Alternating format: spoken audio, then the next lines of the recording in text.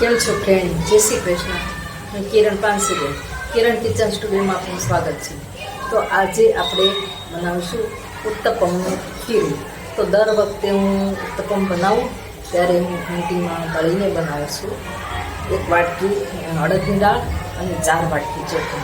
આ વખતે માપ તો એટલું જ છે, પણ આપણે પીસીને બનાવીશું. તો એમાં આપણે 7-8 કલાક પહેલાં પલાળી દેવાનું, પછી પીસી લેવાનું, પછી પાછું 8-9 કે 10 કલાક આપણે રહેવા દેવાનું આથવાનું. તો એ રીતે હું ઉત્તપમનું ખીરું બનાવીશ. તો ચાલો આપણે હવે એની તૈયારી કરીએ.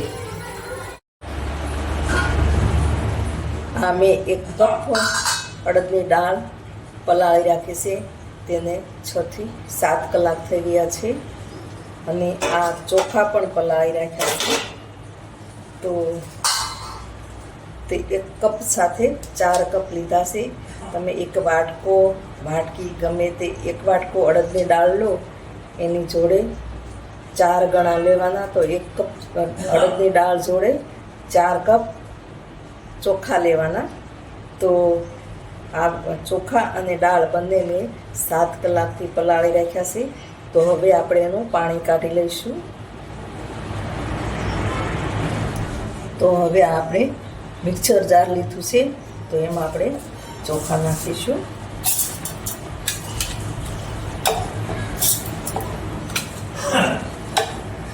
સેજ નીચે પાણી હોય એ પ્રમાણે રાખવાના. અંદર થોડું પાણી છે ને, એ અંદર નાખવાનું, બહુ પાણી નહીં નાખવાનું.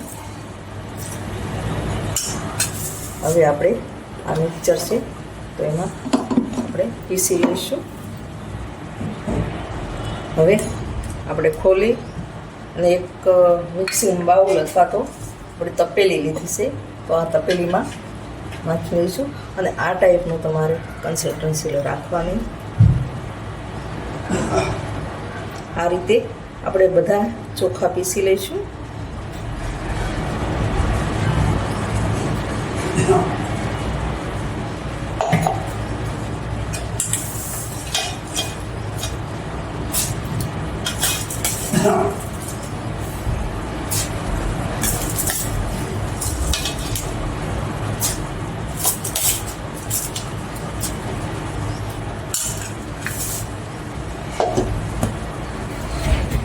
હવે આપણા ચોખા પીસાઈ ગયા છે.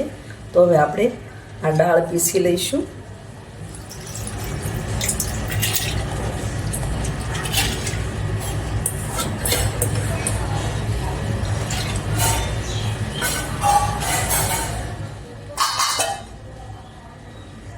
હવે એમાં 1 ચમચી આપણે મેથી પલાળી હતી એ નાખીશું.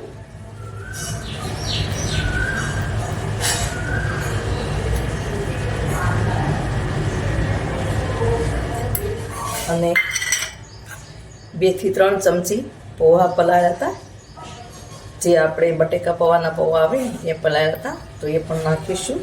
એ બધું મિક્સ આપણે પીસી લઈશું.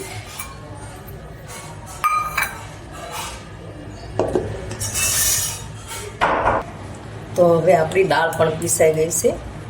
તો હવે આપણે જે ચોખા પીસીને તપેલીમાં નાખ્યા હતા એમાં આપણે કાઢી લઈશું.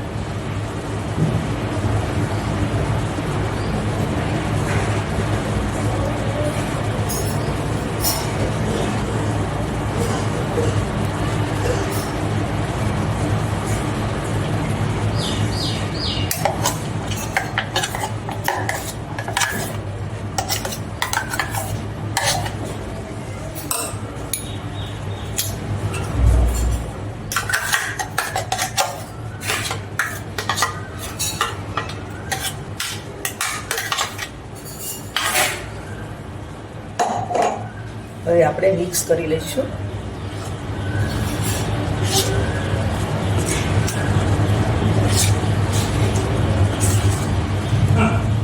આમાંથી તમે ઢોસા, ઇડલી, ઉત્તપા બધું બનાવી શકો. આજે આપણે મિક્સરમાં પીસીને ખીરું બનાવ્યું છે. દર વખતે હું ઘંટીમાં દળી લઉં છું. ઇડલી, ઢોસા અને ઉત્તપમનું દર વખતે હું ઘંટીમાં દળી લઉં ચોખા અને અડદની દાળ નાખીને. તો આ વખતે મને થયું કે લાવને પીસી કરું, તો આ વખતે મેં પીસી લીધું છે.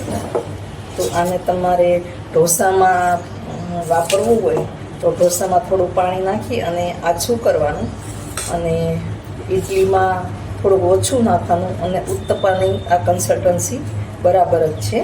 તો આ ખીરું ઉત્તપ્પામાં કામ આવે એવું છે.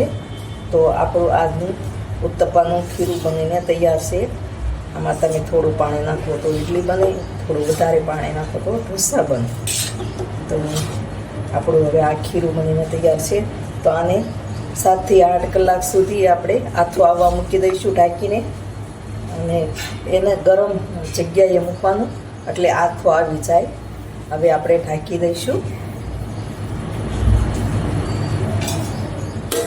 તો આવી રીતે ઘરે મિક્સરમાં ખીરું બનાવજો તમે, અને સસ્તું, સારું અને ચોખ્ખું પણ આ ઘરનું ખીરું હોય છે. તો બહારથી લેવા કરતાં આપણે આ રીતે ઘરે જ ખીરું બનાવી શકીએ છીએ.